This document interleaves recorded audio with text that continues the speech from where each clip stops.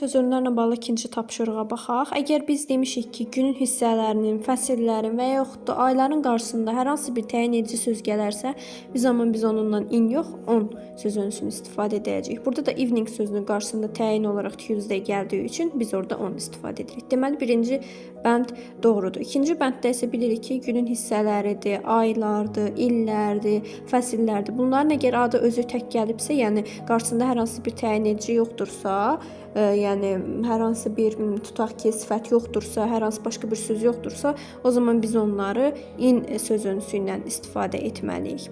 Ona görə ikinci səhvdir. Üçüncüdə bilirik ki, ayın konkret tarixi gələrsə, yəni ay və onun ayın neçəsi olduğu gələrsə, bu zaman biz orada 10 sözünüsü istifadə edirik. Deməli 3 düzdür. İstə isə Pasxa bayramıdır. Bayramlarla bildiyimiz kimi biz ət sözünüsü istifadə etməliyik. İn yox, cavabımız burada olmalıydı.